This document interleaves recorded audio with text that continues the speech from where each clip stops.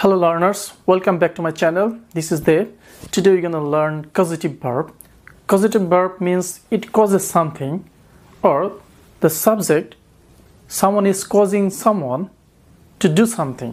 এখানে যে causative verb গুলো থাকে সেখানে যে সাবজেক্ট থাকে সেই সাবজেক্ট নিষ্ক্রিয় থাকে।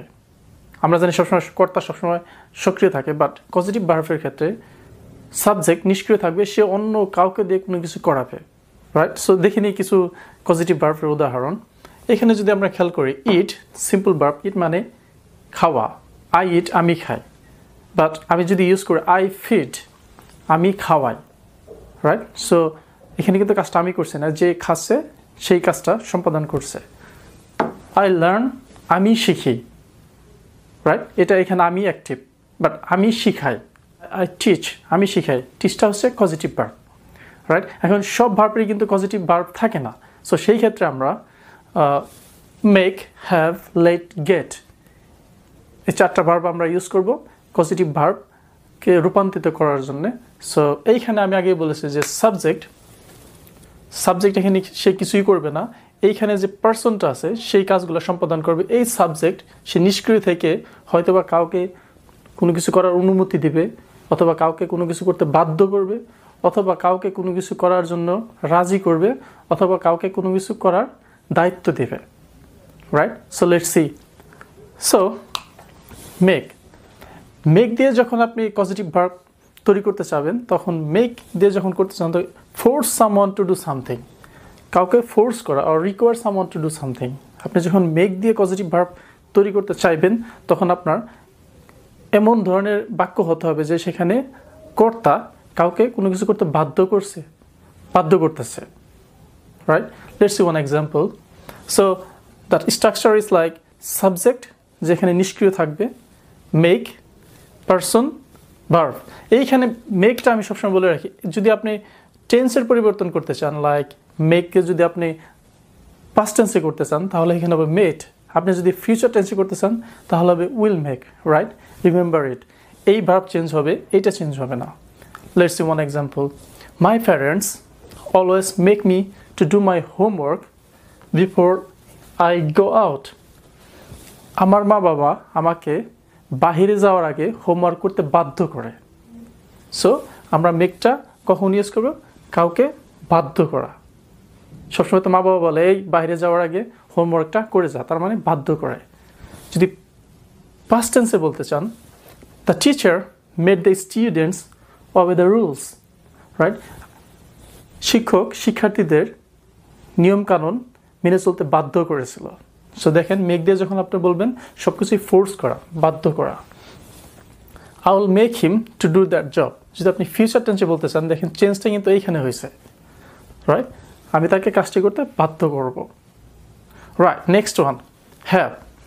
আপনি যখন হ্যাভ দিয়ে পজিটিভ ভার্ব করতে চাবেন, তখন এর মিনিং হচ্ছে to authorize someone or giving responsibility to do something, কাউকে অনুমতি দেওয়া অথবা কাউকে দায়িত্ব দেওয়া কোনো কিছু করার জন্য।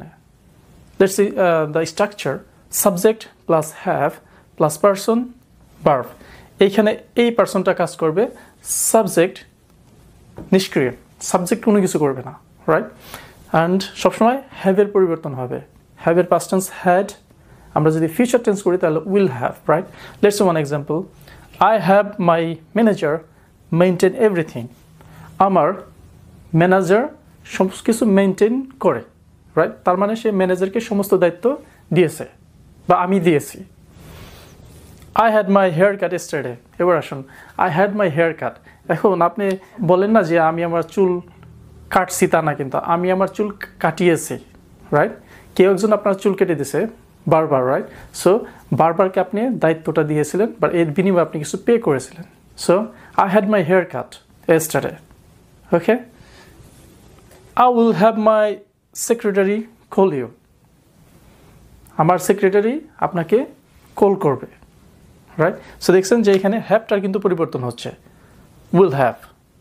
টেন্সের ক্ষেত্রে যেটা আপনি পাস্ট টেন্স বলেন, প্রেজেন্ট টেন্স, ফিউচার টেন্স, সবসময় হ্যাভের পরিবর্তন হবে, not this verb. Right, be careful about it. Okay, so যদি আমরা লেট দিয়ে বাক্য তৈরি করতে চাই পজিটিভ ভার্বের ক্ষেত্রে, তাহলে লেট দিয়ে যখন আপনি করতেছেন allow someone to do something or giving permission someone to do something, কাউকে allow করার, কাউকে অনুমতি দেওয়া, right? For example, and the structure subject plus let plus person plus verb, right? So my father let me drive his new car. আমার বাবা আমাকে তার নতুন গাড়িটি চালাতে দেয়। এখন সে যদি অনুমতি না দিত আমি কিন্তু চালাতে পারতাম না, right? or I will let you go, আমি তোমাকে যেতে দেব। সো এখানে আপনি যদি তাকে অনুমতি দেন তাহলে সে যেতে পারে। ওকে, get convince someone to do something, কাউকে কোনো কিছু করার জন্য রাজি করানো, রাইট? get দিয়ে যখন আপনি পজিটিভ ভার্ব করতে চাইবেন তখন আপনার স্ট্রাকচারটা হবে এরকম, সাবজেক্ট প্লাস গেট। সবসময় গেটটার পরিবর্তন হবে, প্রেজেন্ট টেন্স হোক, পাস্ট টেন্স হোক, ফিউচার টেন্স হোক। অ্যান্ড পারসন যে কাজটা করবে মনে রাখবেন টু, এখানে একটা টু আসবে, গেটের ক্ষেত্রে একটা two, exceptional one, right? Let অথবা আপনার হ্যাভ, মেকের ক্ষেত্রে টু বুঝবে না, বাট এখানে স্ট্রাকচার একটা টু থাকবে, and verb, right? So let's see one example. I get my brother to clean the room. আমি আমার ভাইকে দিয়ে আমার রুম পরিষ্কার করাই। তার মানে আপনি তাকে রাজি করান, ছোটো ভাইকে দিয়ে। ছোটো ভাই রাজি করাইতেই পারেন, but you have to give something, right? And second one, students got the teacher to dismiss the class early. তো এটার মিনিং হচ্ছে ছাত্ররা শিক্ষককে রাজি করেছিল ক্লাসটা তাড়াতাড়ি শেষ করতে।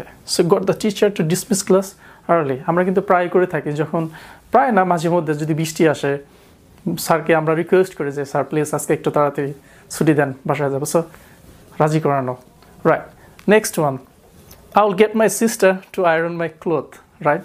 সো আমি আমার বোনকে দিয়ে আমার জামা কাপড়গুলো আয়রন করাবো, ছোটো বোন, রাইট? সো আপনি এটা তাকে রাজি করাইতে পারেন, but we shouldn't do that all the time, আমাদের সবসময় করা উচিত না। So that's all for today. Thanks for watching my video. So আমরা আজকে শিখলাম পজিটিভ ভার্ব, পজিটিভ ভার্ব কীভাবে তৈরি করতে হয়। অবশ্যই লেট, মেক, গেট, হ্যাভ দিয়ে তৈরি করতে হবে। সো যদি ভিডিওটি ভালো লেগে থাকে তাহলে লাইক, শেয়ার, সাবস্ক্রাইব করে পাশে থাকবেন।